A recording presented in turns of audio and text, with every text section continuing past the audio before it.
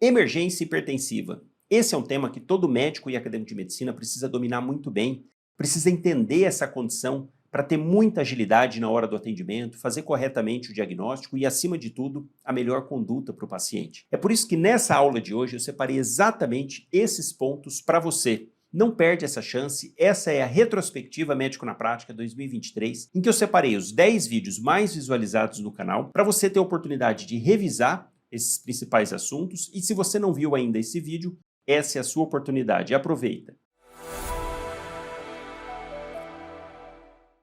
Paciente Lindomar Lucrécio, de 62 anos, com queixa de fadiga, mal-estar, dispneia, mais ou menos às 6 horas, que está cansando, não está aguentando deitar direito. Antecedentes: é hipertenso, diabético, obesidade. A família já andou falando que ele não toma direito os remédios, que diabetes, ele cuida mais ou menos, é meio que pré-diabetes, enfim, não faz acompanhamento, come de tudo, não faz restrição alimentar. E chega para você com essa frequência cardíaca de 106, frequência expiratória 24, pressão 220 por 120. E agora, como raciocinar diante de um paciente assim? E já vou dar um spoiler. Você faz o exame físico, na ausculta tem crepitação bibasal. Caramba! Automaticamente vem à cabeça emergência hipertensiva.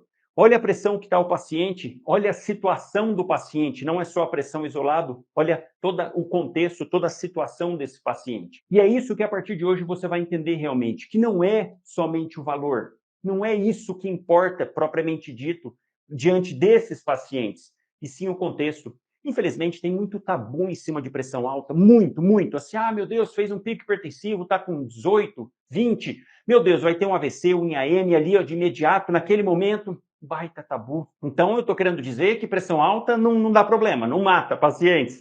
Ao contrário, mata muito. Mas é a longo prazo, não de imediato. E é isso que você vai entender a partir de hoje. Eu vou trazer de uma forma que eu tenho certeza que você nunca viu assim esse assunto de emergência hipertensiva. Eu vou trazer o que você realmente precisa entender sobre esse assunto, para a hora que você estiver de frente com o paciente, aí sim você ter segurança, poder agir da melhor maneira possível. Então, pressão alta não é só o valor. Não é isso o contexto que você tem que entender. É um contexto muito mais amplo. O que é emergência hipertensiva? E aí você já aproveita e coloca nos comentários agora. Você teria coragem de mandar embora um paciente que chega com 18 por 12 de pressão assintomático? Você mandaria, sem medicar esse paciente, você teria coragem de mandar ele embora? Ele é hipertenso, não faz acompanhamento, foi lá por um outro motivo, viu que a pressão estava 18 por 12. Você mandaria ele embora? Já deixa nos comentários, para a gente refletir ao final, e aí eu vou voltar a fazer essa pergunta no final. O que é emergência hipertensiva? Tem definições para isso? Eu poderia simplesmente jogar aqui a definição sobre esse assunto e partir para o tratamento, mas assim você não vai entender realmente a importância desse tema. E não vai ter essa segurança para atender se você não entender adequadamente. Então, olha só, primeiro a gente precisa entender o que é hipertensão arterial sistêmica. Porque você pode ter dois pacientes, presta atenção assim, ó, dois pacientes chegam ao mesmo tempo para você. Um está com 17 por 11 de pressão e o outro também, 17 por 11. Um completamente assintomático, o outro queixando de forte dor no peito. E agora? Você vai atender do mesmo jeito esses dois pacientes? Ou imagina que o paciente Lindomar está assim, com uma pressão de 17 por 11 e chegou com aquela clínica dispneico, com ortopneia, fadiga, não consegue ficar em decúbito, está com edema de membros inferiores, e os dois estão com a mesma pressão. Está vendo como que você já começa a pensar o seguinte, peraí, o valor em si da pressão não é a única coisa que importa. Na verdade, é o que menos importa, entre aspas, é claro que é importante, mas menos do que o contexto geral do paciente. É por isso que a gente precisa entender que hipertensão é muito além do que só a aferição da pressão, do que chegar lá e falar, minha pressão é 12 por 8, que é outra besteira também. Nossa pressão não fica estática, né? Ao longo do dia, ela sobe, ela desce, o organismo dispõe de vários mecanismos para justamente fazer esse jogo com a pressão. Isso é importantíssimo, porque imagina, você vai fazer uma atividade física, sua pressão sobe, passa um nervoso, sua pressão sobe. Ao mesmo tempo, você está lá quase dormindo, cochilando, pós o almoço, está lá, comeu um monte, comeu uma feijoada, está com aquele soninho. Se bem que feijoada salgada vai acabar subindo, mas tirando isso, você está lá quase dormindo, a pressão cai. E isso é normal, o organismo dispõe de vários mecanismos para isso. Então não adianta falar, minha pressão é 12 por 8. Não, não é, ela está. Ela oscila ao longo do dia. E ao mesmo tempo que o paciente que faz uma aferição, minha pressão está 15 por 10. Espera aí, mas uma aferição? Não dá para falar que ele é hipertenso. Não, tem todos uns critérios para isso, no mínimo 2 aferições, um intervalo de tempo diferente, numa situação de repouso, porque é justamente essa questão de oscilar. A hipertensão, na verdade, ela é multifatorial. Ela é ocasionada por vários mecanismos diferentes e que, ao mesmo tempo, se interligam e um vai puxando o outro. É por isso que não se sabe ao certo o mecanismo exato, o gatilho, que, na verdade, provavelmente não tem só um, e são vários. E a gente precisa começar a entender isso. Por quê? Você vai ter uma visão de longo prazo e não uma visão imediatista. Ah, chegou com 20/12 de pressão, eu preciso fazer qualquer coisa para baixar essa pressão de uma vez. Não, às vezes não. Porque a gente vai perceber aqui que o organismo vai criando mecanismos de compensação e, ao mesmo tempo, ele vai cronificando alguns problemas. Então, olha só, o que acontece no paciente que é hipertenso? Multifatorial. E um dos mecanismos bem estabelecidos é o fator genético. Os pacientes que têm familiares hipertensos, a gente sabe que esse paciente tem um risco aumentado de ter hipertensão. Notadamente, eu vou destacar 2 alterações relacionadas com a genética. Primeira delas, paciente que tem dificuldade na produção de óxido nítrico. A gente sabe que o óxido nítrico é produzido principalmente aqui no endotélio e é um importante vasodilatador. Ele facilita ali a dilatação, o relaxamento da musculatura lisa dos vasos de maneira geral. E nos pacientes que têm uma predisposição não muito bem identificada ainda, sabe-se que eles têm uma diminuição na produção desse óxido nítrico. Quer dizer, daí você já imagina que esse vaso tende a ficar mais tenso, mais contraído. E mais, esses pacientes também têm uma dificuldade na excreção de sódio. Ele excreta. Só que quando a gente compara um indivíduo hipertenso e um indivíduo que não é hipertenso, o indivíduo não hipertenso normalmente consegue excretar mais rápido o sódio, eliminar o sódio, o sal do organismo de maneira mais rápida. Em compensação, os indivíduos hipertensos que têm tendência, eles tendem a demorar mais para excretar o sódio. Aí você imagina o seguinte, por isso que é multifatorial. Esse indivíduo que já tem essa dificuldade genética em excretar sódio é justamente o indivíduo que come sódio em excesso, que é sedentário, que tem hipertensão já na família, que é diabético, tudo mais, fazendo com que, imaginam, um dia ele comeu um monte de sódio. Se ele esperasse, vamos assim pensar, 2, 3 dias, ele eliminaria esse excesso de sódio. Mas não, no dia seguinte ele vai lá e come mais sódio de novo. Mais sódio todos os dias. Então ele entra num ciclo de ficar com uma quantidade de sódio aumentada. Puxa, sódio em excesso a gente sabe que faz absorção de água. O rim usa isso também. O próprio sódio retém mais líquido, retendo mais líquido, aumenta a volemia, entre aspas, então aumenta a pressão. Então esses indivíduos com fatores genéticos influenciam bastante. Obesidade é outro fator de risco importante. Sedentarismo, paciente que não faz nenhuma atividade física, é outro problema. Uma outra condição, nesses pacientes com predisposição, uma coisa começa a puxar a outra. Olha que interessante aqui, ó. Esse indivíduo que tem uma diminuição do óxido nítrico, ao mesmo tempo, quando não tem óxido nítrico aqui na parede, o vaso fica mais tenso. Com isso, a gente imagina o seguinte, fica mais difícil passar nutrientes para os tecidos. Automaticamente, se o tecido não está recebendo nutrientes, notadamente oxigênio, ele fica isquêmico. E nessa condição de isquemia, ocorre liberação de pró-inflamatórios. A própria obesidade, o triglicérides, por exemplo, dentro da célula, ele prejudica o funcionamento mitocondrial, ele causa disfunção mitocondrial. Peraí, mas a mitocôndria que é responsável por receber o oxigênio e terminar a clivagem e a quebra da glicose. Se não tem oxigênio, essa célula tem dificuldade para a quebra adequada da glicose.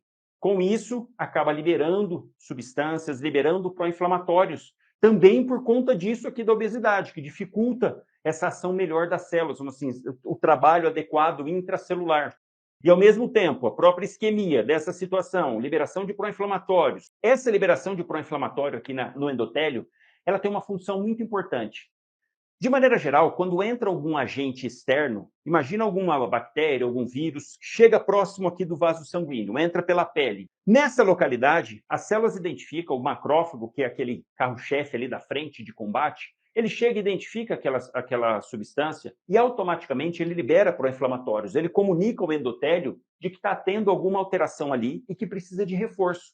Olha que interessante isso. Quando o pró-inflamatório é liberado aqui nesse endotélio, ele como se abrisse os poros abrisse o espaço ali do endotélio para facilitar saída de células, saída de complemento, de imunoglobulina, de plaquetas, porque se tem uma agressão aqui, vai ter lesão celular, vai precisar eventualmente coagular algum vasinho que rompeu, vamos assim pensar. Então, todo esse mecanismo começou aqui, ó, com a parte genética, sem óxido nítrico, esquemiando o tecido, liberando o pró-inflamatório, e aí entra sedentarismo, entra obesidade, paciente tabagista, diabética, a gente sabe que é um terror para o endotélio, de maneira geral, a hiperglicemia. Tudo isso fazendo com que ocorra a liberação de pró-inflamatório, abrindo, entre aspas, os poros, vamos pensar assim, abrindo as células endoteliais, ficando bem mais espaçadas. Mas aí qual que é o problema? Esse indivíduo não tem óxido nítrico. Então o endotélio acaba abrindo, mas a parede muscular lisa da média não abre, ela está rígida, ela não tem óxido nítrico. Essa liberação de pró-inflamatório está notadamente agindo ali mais no endotélio. Puxa vida! Aí o indivíduo já é obeso, aumenta a quantidade de colesterol e principalmente colesterol pequeno, o LDL. Por isso que o LDL é muito pior que o HDL, porque as partículas de LDL, com essa abertura do endotélio, elas tendem a entrar e começar a se acumular aqui, ó, na parede entre o endotélio e a camada média. Porque a camada média está fechada, mas o endotélio está aberto. E quando a gente pensa nisso, que essa inflamação, essa obesidade, falta de óxido nítrico, também serve de estresse, já que naquela região não está recebendo adequadamente oxigênio, não está recebendo nutrientes por conta dessa isquemia, automaticamente toda a situação de estresse do organismo, quem que entra na jogada? Sistema nervoso simpático. Então, o sistema nervoso simpático entra na jogada também. Ele está sendo estimulado pela liberação de pró-inflamatórios, aquele local não está recebendo adequadamente nutrição, automaticamente ativa o sistema simpático. Puxa, mas espera aí. Se ativar o sistema simpático, quem que vai entrar na jogada? As famosas catecolaminas. Caramba, o que a catecolamina vai fazer? Fechar e apertar ainda mais esse vaso. O vaso que já estava ruim, já estava apertado, já estava isquemiado por alterações genéticas, por fatores de risco, mais ainda vai sofrer essa isquemia, esse apertamento, entre aspas, falar dessa forma. Mas isso aqui vai contribuir ainda mais para fechar a parede aqui, ó, do miométrio. Com isso, esse paciente, também sofrendo estresse, entra na jogada outro sistema, que é a liberação de cortisol, hormônio do estresse. Vamos lembrar que o cortisol, os glicocorticoides, acabam disponibilizando glicose. Quando ele entra na jogada por ativação de um estresse, juntamente com as catecolaminas, puxa, o que ele vai fazer?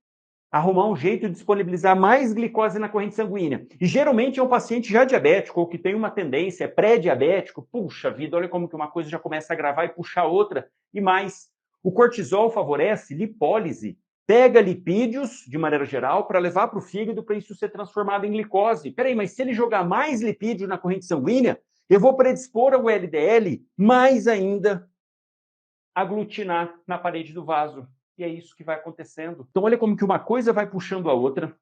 E é por isso que, de maneira geral, fala assim, o indivíduo que é estressado, quem não é hoje em dia, né? Mas, o indivíduo estressado tem maior risco de hipertensão, maior risco de diabetes, sim. Maior risco de aterosclerose, então ele pode infartar mais, pode fazer AVC, sim. E é isso que acontece. Por quê? Quando está estressado, libera o sistema nervoso simpático na jogada, libera cortisol, e, só por isso, tirando o genético, olha como que agora eu estou invertendo por onde começa. O indivíduo que está muito estressado, com muita descarga de simpático, liberando o cortisol, começa a mobilizar a gordura, fazendo com que o LDL fique solto, e aí isso tudo, o próprio cortisol apertando, dificulta a liberação de óxido nítrico. Então, ao mesmo tempo, e claro que o indivíduo tem que ter predisposição, mas isso aqui pode ser o começo também.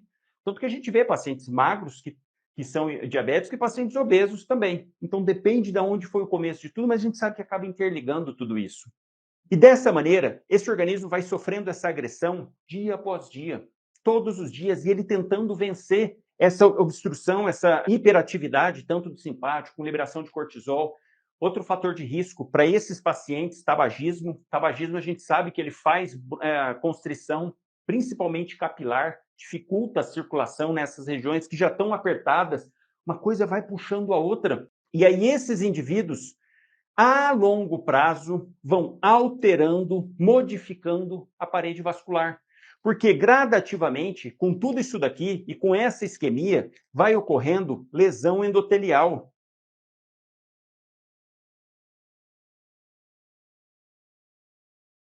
Um outro fator de risco importante, a apneia do sono. Indivíduos obesos que têm dificuldade, na hora que vão deitar, acaba fazendo queda na base da língua, e a hora que ele vai entrar no sono REM, que ele está lá dormindo, gostoso, vai entrar no sono REM, que é o sono reparador, cai a base da língua, ele fica lá sufocado e acorda. Na verdade, nem chega a acordar, mas não entra no sono REM. Então, é um indivíduo que não tem um sono reparador.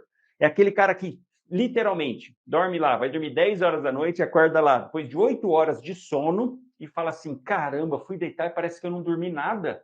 Deitei ontem, apaguei, não lembro de ter acordado, mas não descansei nada. Sim, porque não entrou no sono REM. Então ele fica constantemente em vigília, vamos assim dizer. Isso é um baita estresse para o organismo. Por si só, já vai ter estimulação de simpático, já vai ter liberação de cortisol. Cortisol vai mobilizar lipídio, disponibilizar lipídio na corrente sanguínea, aumentar a resistência à insulina, favorecendo ficar diabético. Então, esses indivíduos acabam puxando uma coisa a outra. Tendência, ele já é obeso, tendência a ficar cada vez mais obeso por conta de todos esses estímulos.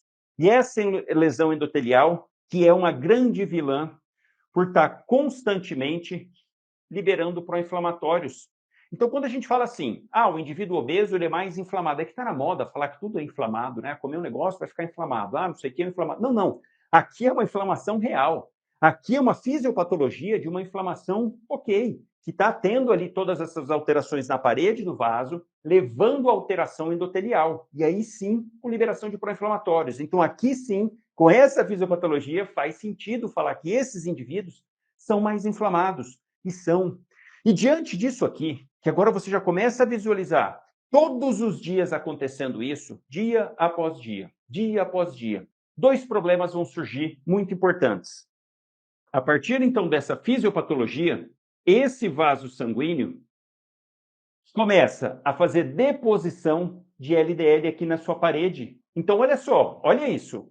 Aqui está o vaso, faz a dilatação aqui do endotélio, deposita um monte de gordura de LDL aqui nesse espaço, empurrando o endotélio ainda mais para cá, distante da parede. Vamos lembrar que o próprio vaso sanguíneo, ele se nutre. Então, os próprios nutrientes aqui também servem para nutrir a parede do vaso.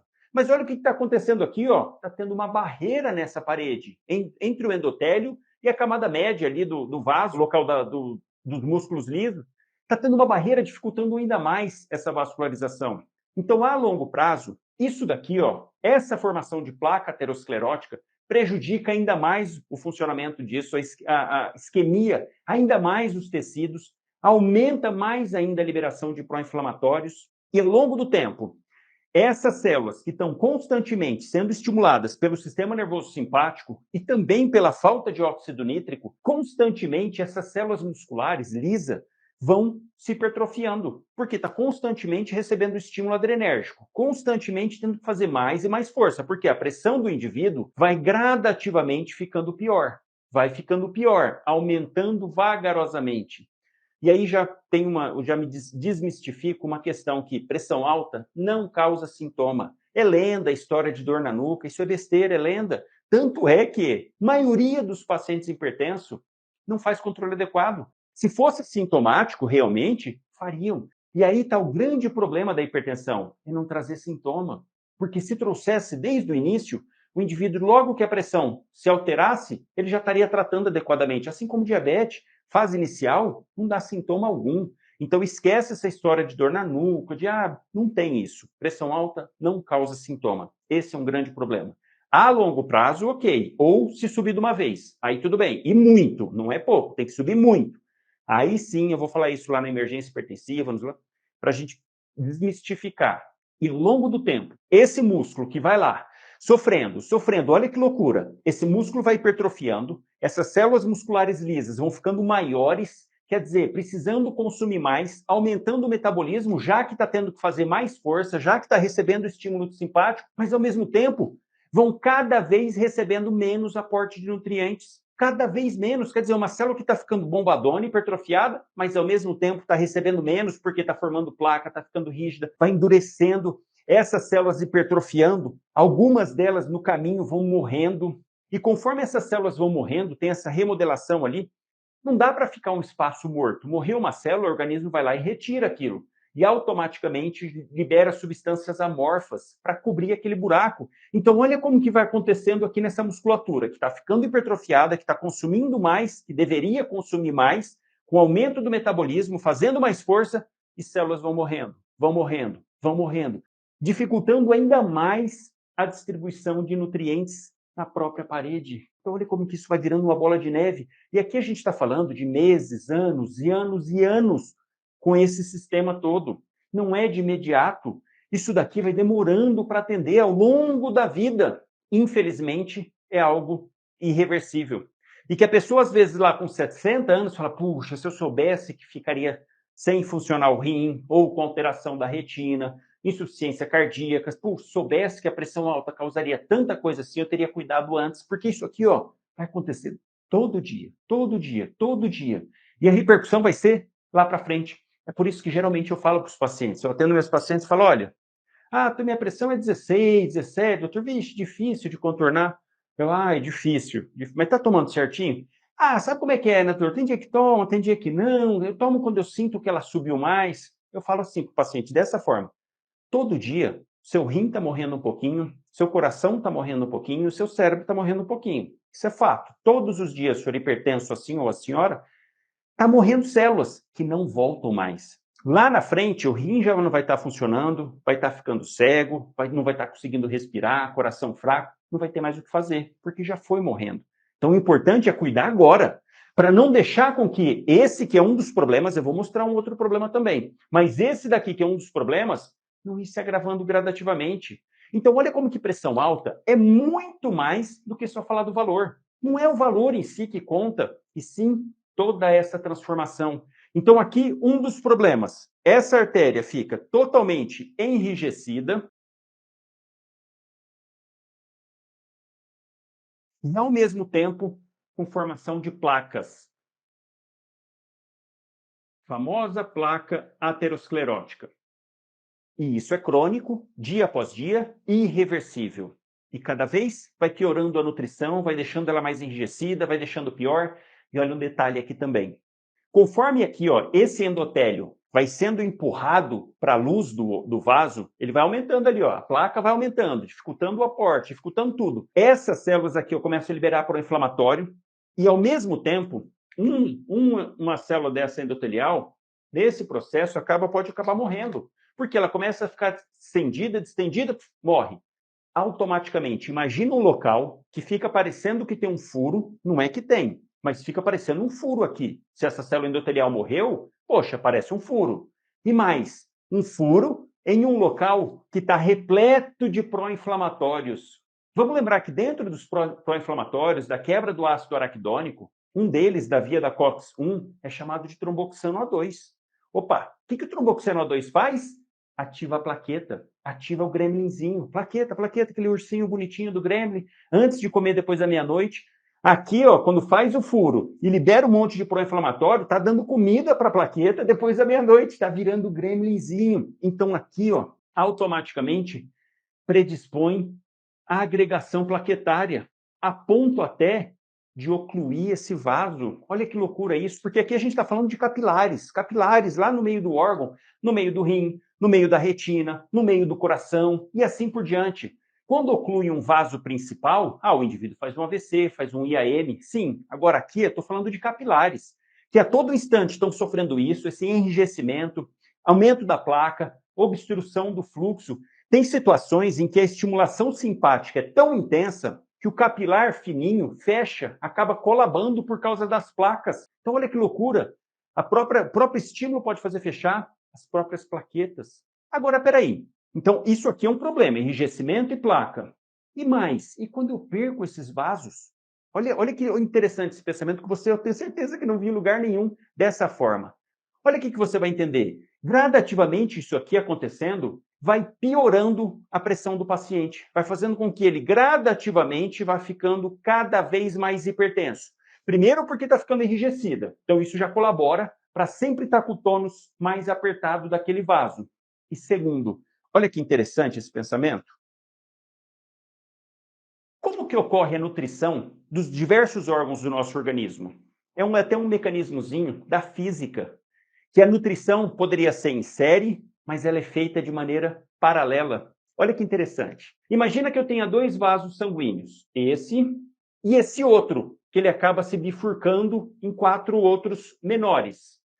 Esse seria contínuo. Imagina se fosse assim a nutrição dos nossos órgãos, de maneira geral, se fosse tudo em série. Imagina assim, ó, pega um vaso sanguíneo e como se fizesse, entre aspas, uma serpentina com ele dentro do órgão e ele sai. Então é um único vaso entrando e um único vaso saindo. E lá dentro ele faz isso.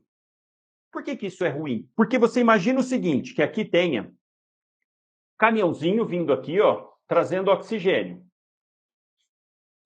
Para passar aqui, seguramente, vem 2 caminhõezinhos só por vez. Por quê? Para passar de maneira segura, vem um caminhãozinho aqui e um outro aqui, ó. Agora, olha que interessante. Então, por vez, vem 2 somente, porque o espaço ali não favorece.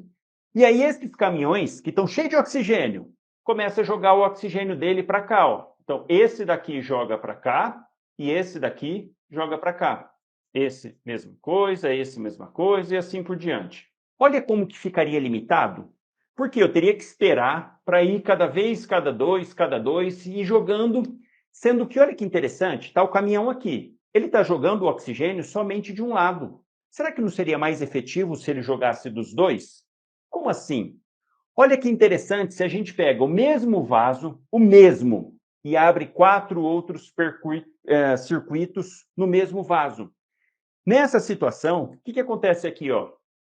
Chega o caminhãozinho, da mesma forma, 2 e 2. Só que aqui, ó, como ele bifurca, ele facilita que cada um tenha um caminhãozinho próprio dentro. Então, só aqui você já imagina o seguinte, ó, aqui está passando só 2 por vez. Aqui já está passando 4. Olha como que fazendo em paralelo facilita a passagem de sangue, porque diminui a resistência. Eu vou falar sobre isso. Mas olha o que é mais interessante aqui disso. Mais interessante. Lembra do mesmo caminhãozinho? Ele continua jogando aqui, ó, o oxigênio. Mas olha que top. Ele joga para o outro lado também. Então ele melhora a eficiência. Ele consegue descarregar aquele oxigênio muito mais rápido. E todas as células estão fazendo isso. Estão jogando de um lado e do outro, de um lado e do outro. Olha como que aumenta a eficácia. Então, dessa maneira, o caminhãozinho passa aqui, ó, e joga completamente o oxigênio nos tecidos. Esse caminhãozinho é a hemácia, tá? Mas só para você pensar em trânsito aqui, ó. Enquanto que aqui não, ó. A hemácia vai passando, ela vai demorar muito mais para jogar todo o seu oxigênio, porque ela está jogando só de um lado. Teoricamente, imagina o seguinte, teria que ter o dobro de tamanho para ela conseguir jogar todo. Por quê? Nessa daqui, está jogando dos dois lados. Jogo 10 para baixo, 10 para cima. Estou jogando 20. E aqui, jogo só 10 para baixo. Então, eu vou ter que passar um percurso muito maior para eu poder descarregar todo o oxigênio. Então, olha como que o sistema em paralelo, caramba, isso melhora a efetividade. Porque isso daqui diminui a resistência e aumenta o fluxo. Olha só, não diminuiu a resistência? Era 2 por vez, passou a ser 4. E mais, aqui eu liberava só um pouco de oxigênio. Olha como que aqui eu estou liberando muito mais. Então, eu diminuo a resistência, eu aumento o fluxo. Eu melhoro o aporte sanguíneo para os tecidos. E o nosso organismo é fantástico. Isso é lindo porque acontece em todos os órgãos, e todos os órgãos de maneira geral, a hora que chega a arteríola, ela se bifurca em vários ramozinhos de capilares, porque é no capilar que ocorre a troca. Então, vem uma arteríola, faz essa ramificação do capilar, e ele fecha ali na frente. Por quê? Eu vou melhorar a eficiência disso. Então, esse é o natural, esse é o fisiológico do nosso organismo. Agora, peraí. Falando daquela fisiopatologia ali atrás, com tudo que eu trouxe, e com as consequências do enrijecimento e, às vezes, da obstrução, o que vai acontecer aqui?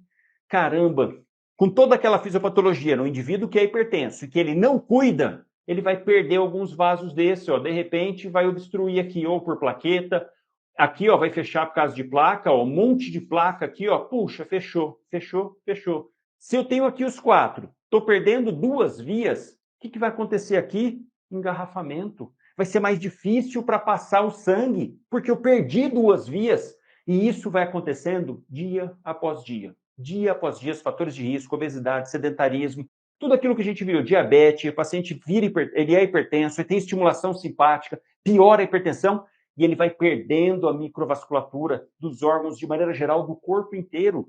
Com esse mecanismo aqui, você começa a entender então, ó, bloqueou, que gradativamente o indivíduo vai tendo aumento da resistência periférica. Porque isso está acontecendo em todos os órgãos e sistemas. E, ao mesmo tempo, se aumenta a resistência, diminui o fluxo. Quer coisa pior do que isso para isquemiar os tecidos? Eu aumento a resistência, ofereço uma resistência maior, dificultando o caminhãozinho para passar com oxigênio. E começa a ter engarrafamento, esse caminhãozinho perde eficiência na hora de liberar o oxigênio. Então eu aumento a resistência e ao mesmo tempo diminuo o fluxo. E isso vai piorar a isquemia, vai piorar a liberação de pró-inflamatórios, abrindo mais o endotélio, favorecendo a deposição de LDH, estimulando o sistema simpático, que vai liberar catecolaminas, fechando ainda mais o percurso, liberando o cortisol, mobilizando mais gordura. Olha como que uma coisa vai puxando a outra e vira um negócio, uma bola de neve tremenda. E é por isso que agora você entende que quando eu falo isso para o paciente, que você vai falar também, está morrendo todo dia um pouquinho dos rins, um pouquinho do coração, um pouquinho dos pulmões, do organismo como um todo. E dessa maneira, a tendência é justamente essa, aumento da resistência vascular periférica. Porque gradativamente já está ficando enrijecida, já está ficando mais obstruída por conta de placa. E além disso, obstrução completa, perdendo o sistema de irrigação em paralelo, como se ficasse em série, que é muito ruim. Então, a longo prazo, tudo isso daqui junto vai minando o indivíduo. Então, não é quando ele chega para você, eu estou com uma pressão de 18, meu Deus, você ficar desesperado. Um paciente de 40 anos, por exemplo, não está controlando muito bem, foi lá numa churrascada, comeu um monte de sal, chega lá 18, 19 de pressão.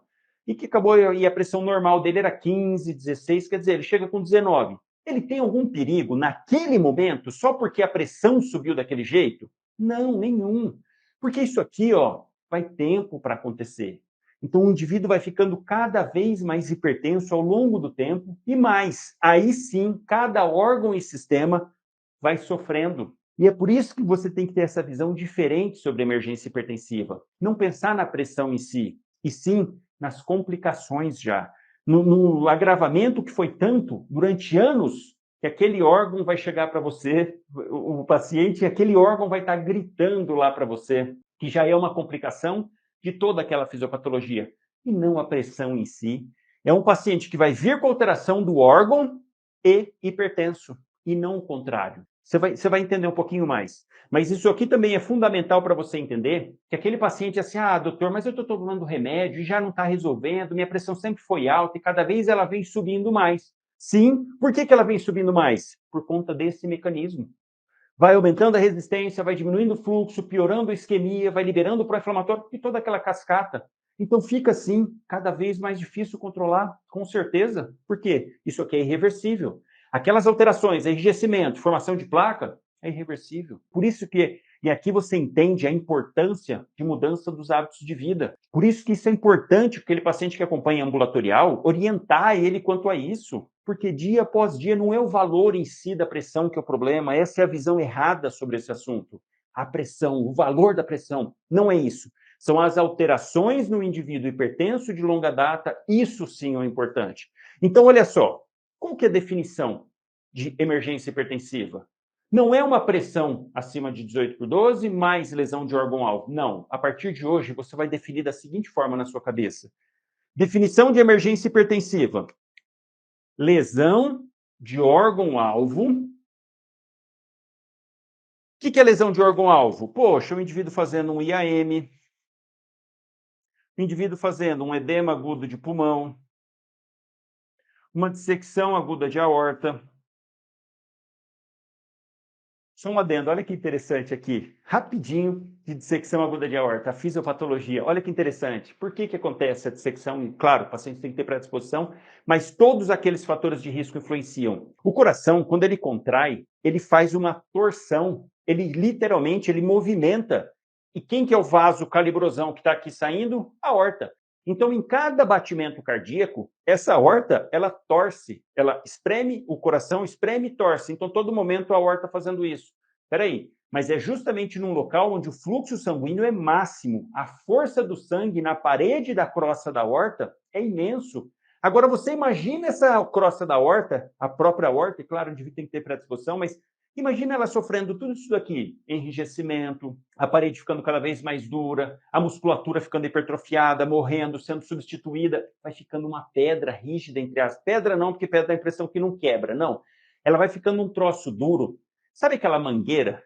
Usa mangueira normal. Aí você pega aquela mangueira que ficou no sol um ano inteiro, nunca passou uma gota de água naquela pobre mangueira. Você pega ela, ela está dura e quebradiça. Exatamente isso que vai acontecer na horta. Imagina e cada vez torcendo, todo dia torcendo.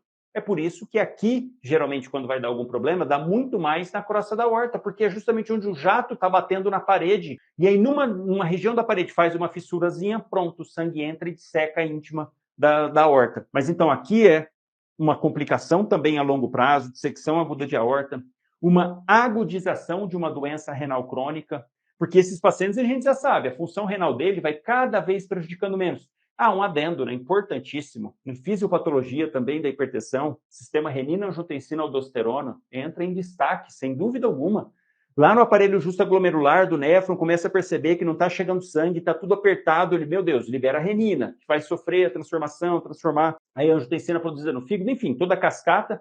Enzima conversora de angiotensina produzida lá no pulmão vai então converter o angiotensina 2 em angiotensina 1 e angiotensina 2, que vai estimular a aldosterona. Toda essa aqui também participa da cascata. E essa função renal gradativamente vai sendo prejudicada. Então, uma agudização de uma doença renal crônica e no cérebro, o indivíduo evoluindo com AVC.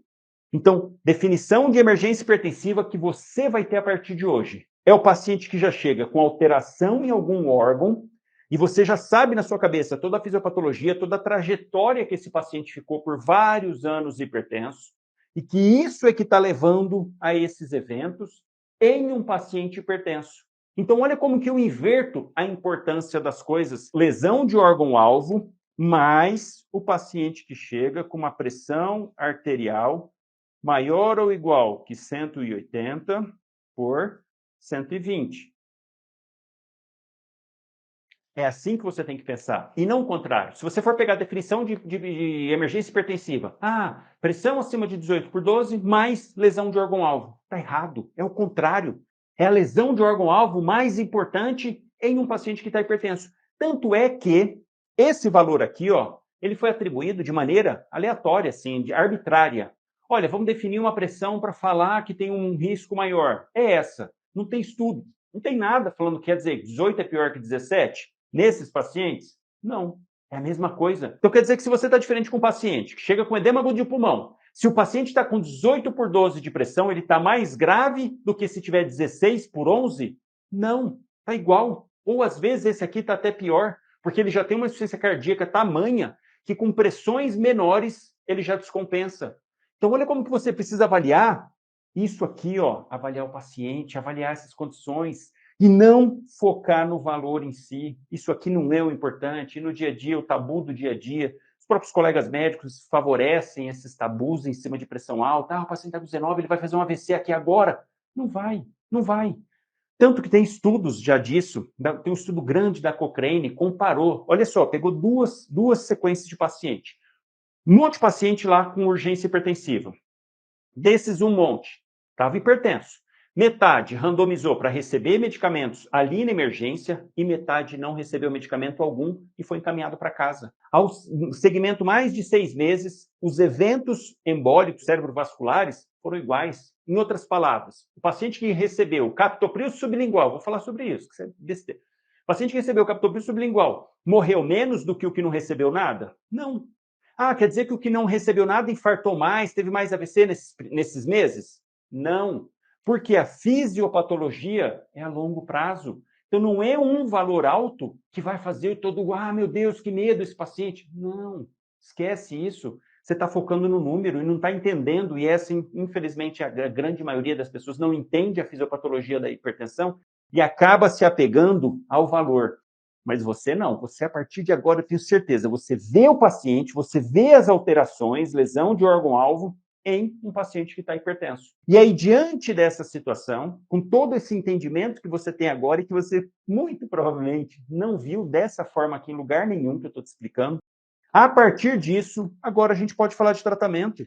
Como que eu pularia? E, infelizmente, é assim que a gente aprende esse assunto, pulando tudo isso que eu te expliquei para vir direto para cá. Ó, emergência hipertensiva, PA tanto em paciente com lesão de órgão-alvo. Meu Deus, você está decorando sem entender e aí já vem para cá.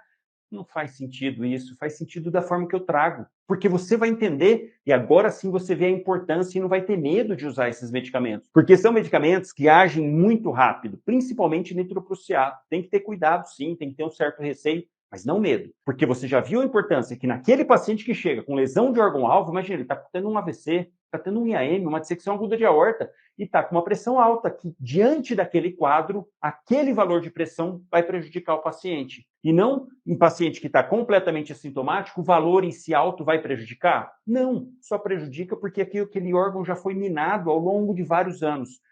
3 opções para o seu dia a dia. É claro que cada lesão de órgão-alvo tem um protocolo próprio. IAM tem um protocolo próprio, AVC tem um protocolo próprio, secção aguda de aorta tem protocolo próprio, edema agudo de pulmão e assim por diante. Aqui eu vou dar uma visão geral de como faz o manejo desses medicamentos, mas é claro que precisa conhecer o protocolo de cada uma daquelas condições para adequar.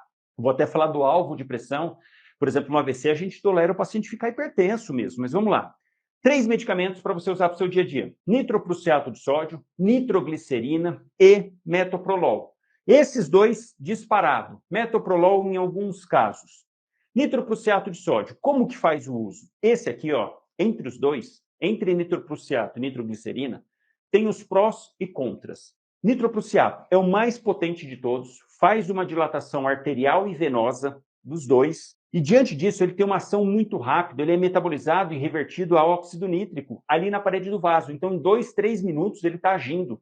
Por conta disso, é o que a gente mais tem que tomar cuidado no dia a dia e preferencialmente fazer em ambiente de UTI. Porque precisa ter uma pressão arterial média invasiva, uma PAM invasiva, porque tem que estar olhando a pressão a todo instante. Dá para fazer no manguito? Dá, mas é meio complicado. Você põe no aparelho, mas a cada 5 minutos você tem que estar aferindo a pressão e ficar de olho, porque ele tem uma ação muito rápida e obrigatoriamente precisa fazer em bomba de infusão. Microgotas para nitroprusiato, arriscadíssimo. Imagina, 1, 2 microgotas a mais ou a menos, ali ó, que você está no manejo, caramba, vai fazer despencar demais a pressão. E a gente não pode fazer isso. Eu vou falar um pouquinho disso de complicações quando caem demais. Mas olha só, como que usa o nitroprusiato? Então ele é ótimo porque tem uma ação rápida, mas tem que ter muita cautela, muito cuidado. O nitroprusiato, uma ampola, tem 2 ml e 50 miligramas. Vai diluir obrigatoriamente em soro glicosado, 248 ml. Só um adendo. Todo medicamento, quando a gente vai fazer diluições, tanto aqui, ó, que isso é uma droga vasoativa, ele faz vasodilatação, mas também tem as drogas vasoativas, como as catecolaminas, que fazem vasoconstrição. O fato é que esses medicamentos, eles vêm muito concentrados. Então, o ideal é, na grande maioria das vezes, tem uns que dá para usar direto, mas na grande maioria das vezes você fazer uma diluição. Diluição não tem certo, não tem errado. Cada um pode diluir do jeito que quiser. Geralmente, a gente faz de uma forma que usa soros disponíveis, ou de 100 ou de 250 para facilitar, e cada hospital geralmente padroniza. Não que seja errado ou certo mudar aquela padronização, não, mas facilita. Até para todo mundo que está falando a mesma língua. Então, aqui é uma sugestão de uma forma de diluição bem prática para o dia a dia.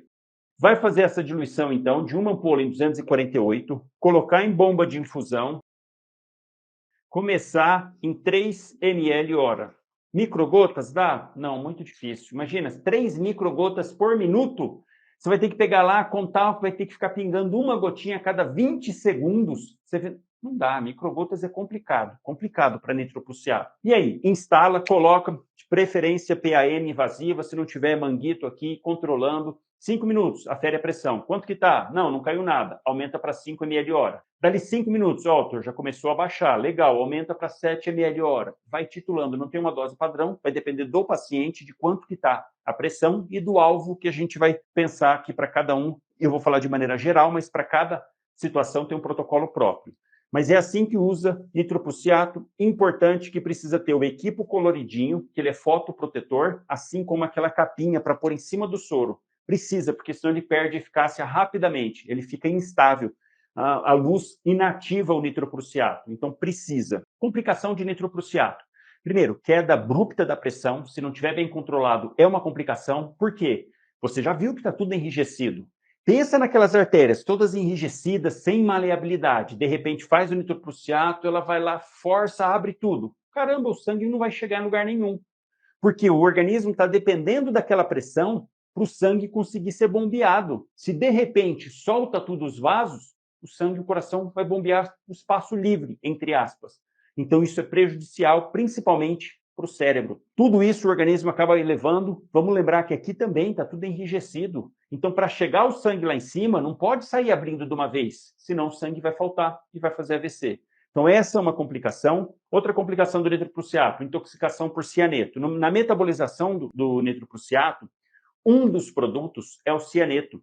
O cianeto ele faz uma ligação ali na hemácia em que ele não deixa a hemoglobina liberar o oxigênio. Então, ele dificulta a liberação de oxigênio nos tecidos. Isso é ruim porque o tecido vai ficar isquêmico, começa a fazer a metabolização anaeróbia, liberação de ácido lático, vai predispor à acidose, alteração do sensório, taquipneia, o paciente vai ficando com acidose. Então, é o que mais é temido, tanto que pacientes que vão ficar mais de 6, 12 horas em uso de nitroprussiato, já dá para pôr o antídoto junto, o hipossulfito de sódio. Coloca lá 25%, uma ampolinha junto nessa diluição e deixa. Mas isso é lá para o ambiente de UTI e tudo mais, controlado. Esse é o nitroprussiato, o mais potente deles.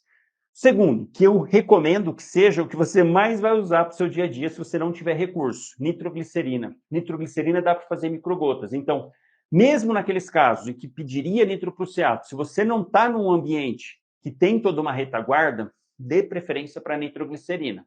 Qual que é a desvantagem da nitroglicerina? Tem uma ação mais lenta, demora 10, 15 minutos para ter ação.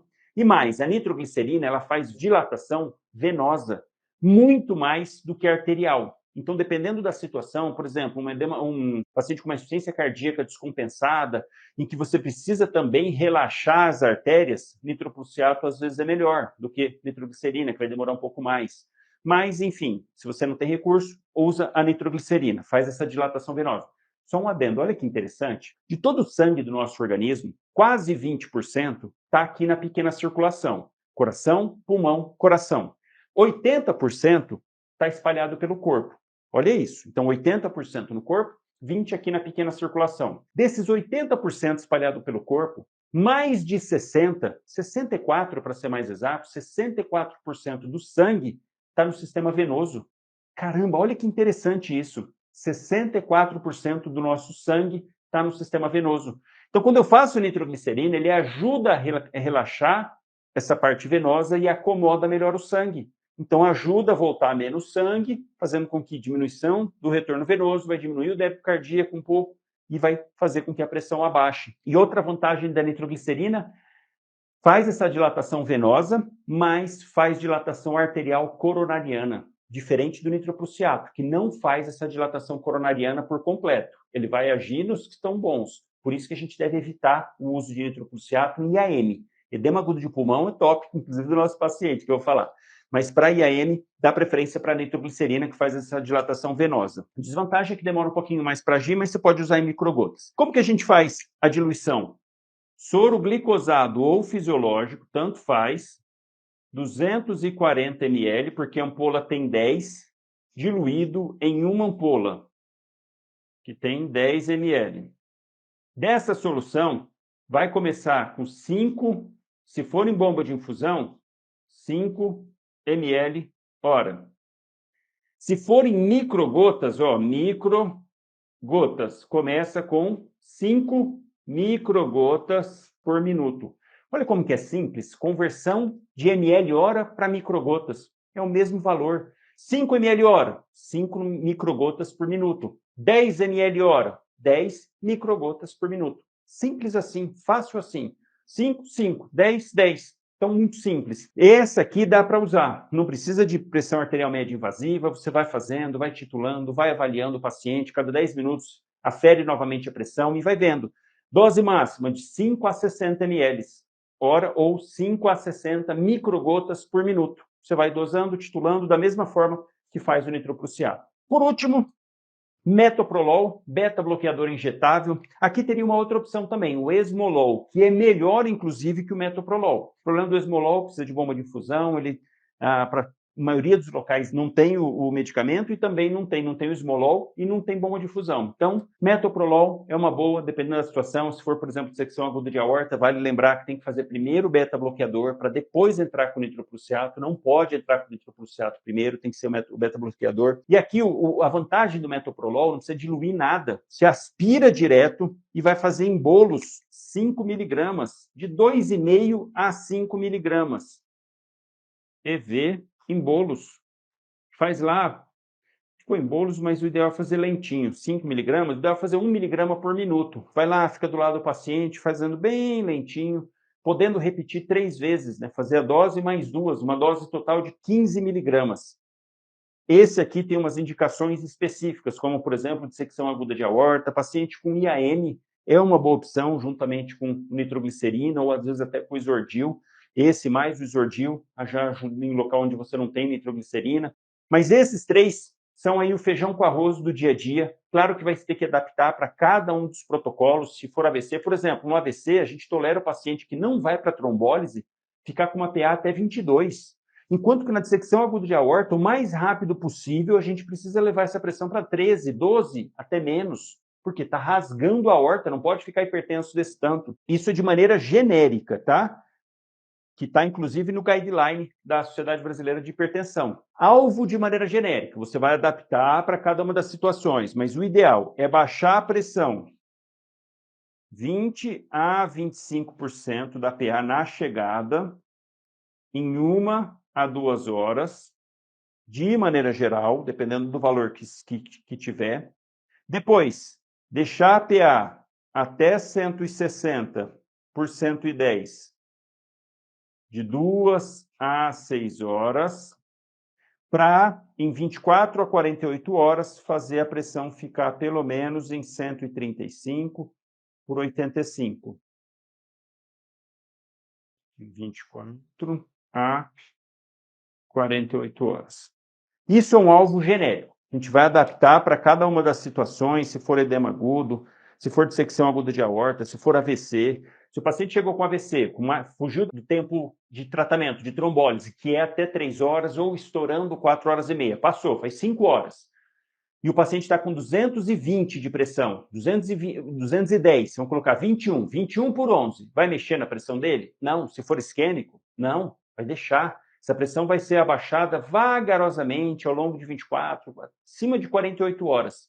Então, para cada situação você adequa. Mas eu tenho certeza que a partir de hoje, com essa visão que eu trouxe, as coisas vão ficar diferentes na sua cabeça na hora de atender o paciente. E você não vai focar na pressão, no valor da pressão. Não, você vai focar no paciente. Então, olha só, agora sim, a gente está pronto para atender nosso paciente que está aqui, ó, esperando. Lindomar Lucrécio, 22 por 12 de PA, fiz ausculta aqui, ó, crepitando em bases, tem um pouquinho de edema de membro inferior, mas pouca coisa, muito discreto, é mais a crepitação ali. O paciente aqui, ó, comeu churrascada, está sem tomar os medicamentos. Nessa situação, o que você pensa? Puxa, um paciente já de 62 anos, a idade entra como um fator de risco também para hipertensão, por conta de todas as comorbidades que vêm junto, né? E nesse tipo de paciente, tenho certeza que você, apesar de estar olhando isso aqui, ó, que claro que nesse paciente é importante, você muito mais do que isso está pensando em toda aquela fisiopatologia. Caramba, aquele coração já veio sofrendo ao longo do tempo. Imagina, está tudo fechado, esquemiado, liberando mais e mais pró-inflamatórios, ativando o sistema simpático, liberando cortisol, paciente obeso, não controla, fez uma ingesta exagerada de sódio. Olha como que tudo isso aí sim, nesse paciente, esse coração já não está mais forte o suficiente. A pressão agora, nesse paciente, que já tem todas essas alterações, aí sim essa pressão está impactando. E aqui o paciente está fazendo um edema agudo de pulmão hipertensivo. Claramente aqui, ó, por conta, descompensou, nesse caso específico, por causa da pressão. Mas olha como que o contexto todo do paciente vale muito para ser considerado. E é por isso que um paciente que chega lá, com seus 18, 19 de pressão e que está completamente assintomático, esse paciente não tem benefício algum de baixar a pressão ali na emergência. Até porque, se ele não for tomar adequadamente os medicamentos, no dia seguinte essa pressão vai estar alta de novo. Esse é o principal ponto. Ah, não, mas eu vou fazer lá o captopril sublingual. Ó, captopril é tomado. O efeito dele, sublingual e tomar, é o mesmo. Então, na verdade, quando faz sublingual, tem um efeito placebo, porque a eficácia é a mesma do que tomar o comprimido. Então, não faça sublingual, faz comprimido oral mesmo. Mas aqui não. Aqui é uma emergência, o paciente está com edema agudo de pulmão. Então, esse paciente, ó, imediatamente, emergência, mais monitor, oximetria, acesso venoso. Nesse caso específico, importantíssimo fazer um eletrocardiograma. Não fizeram ainda glicemia capilar também para a gente ver.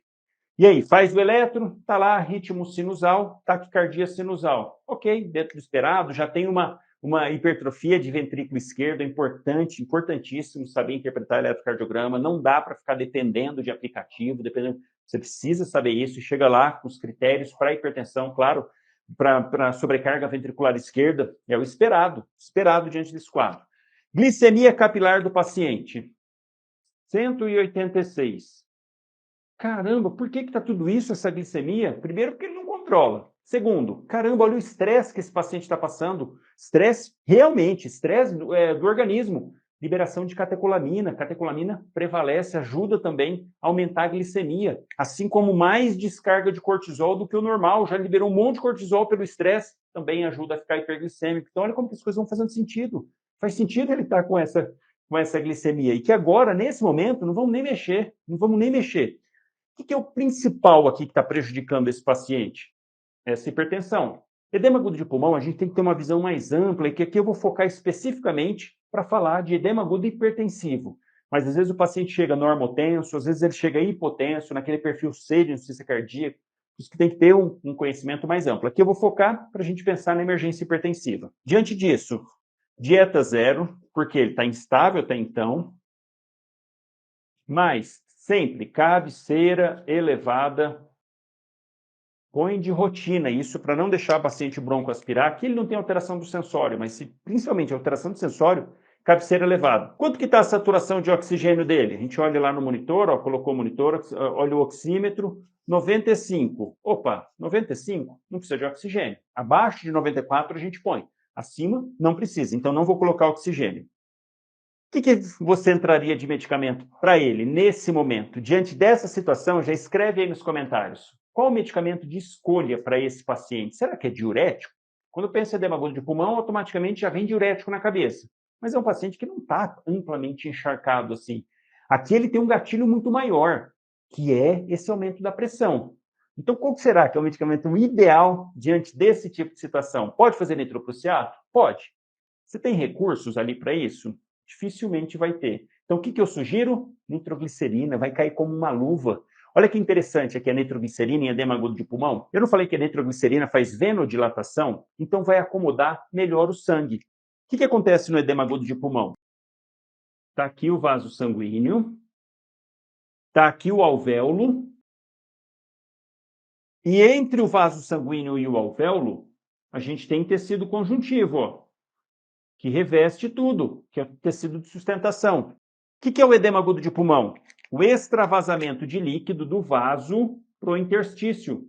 Então, extravasa líquido para cá, podendo, inclusive, cair dentro do alvéolo. Então, olha que interessante. Isso aqui lá nos capilares, na parte de troca, começa a extravasar, porque a pressão está muito alta, está apertando a periferia, esse coração não está conseguindo bombear o sangue. Se o coração não consegue bombear o sangue para frente, ele fica represado para trás. Então, eu aumento a pressão aqui dentro, aumento a pressão hidrostática dentro dos vasos.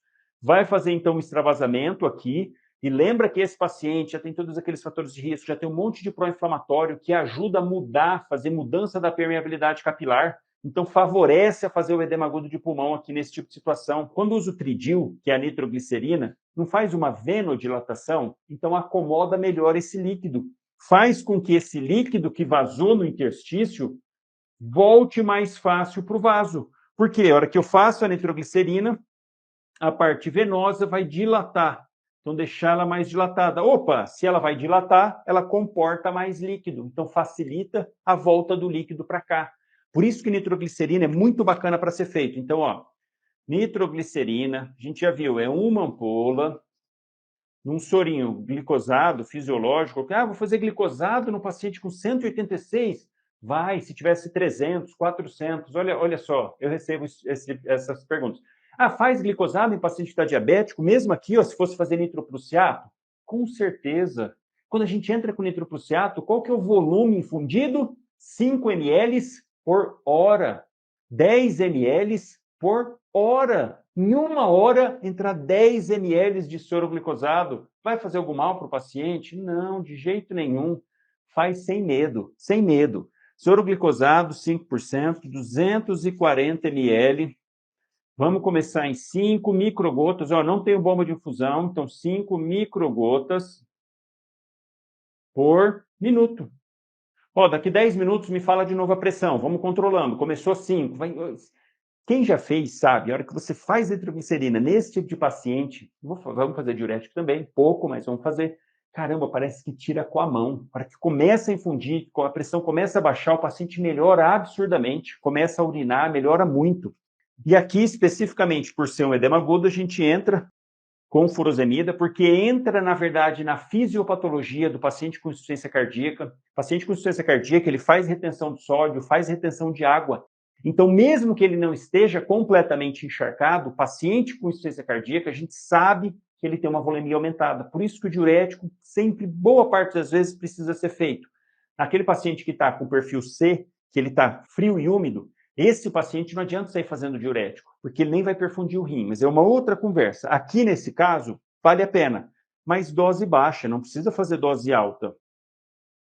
Para esse paciente, 1 a 2 ampolas vai resolver bem, porque o maior problema dele é o pico hipertensivo que ele fez. Então, para esse paciente, o nitroglicerina é muito melhor, vai ser muito mais eficaz do que o diurético. Mas vamos fazer também. Posso começar com 1 ampola, 2 no máximo.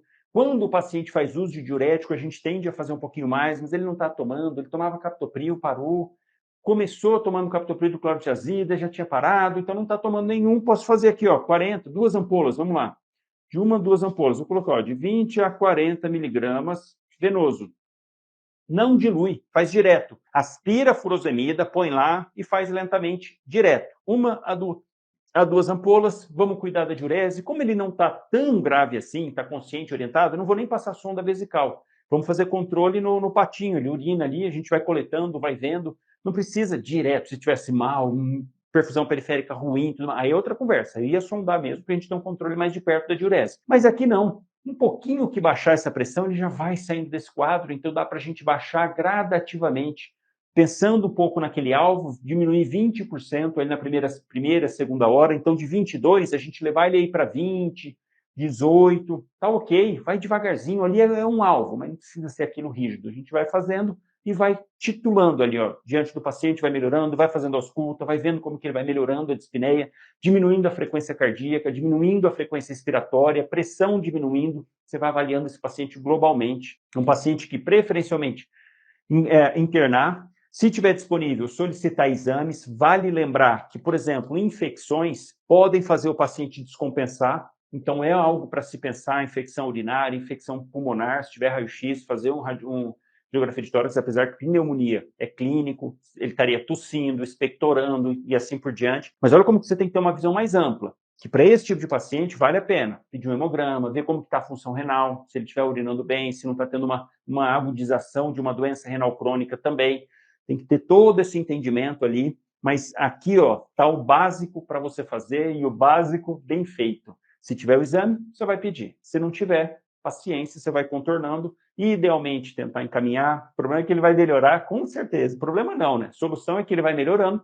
Provavelmente não vou liberar a vaga, mas se ele realmente melhorar, é que foi um pico hipertensivo, você descarta infecções e tudo mais, foi realmente por não adesão ao tratamento, exagerou no sal, que é uma das causas também. Mas dessa forma, eu tenho certeza, a partir de hoje, você vai ter muito mais segurança para atender esses pacientes, para conduzir da melhor maneira possível, para usar esses medicamentos.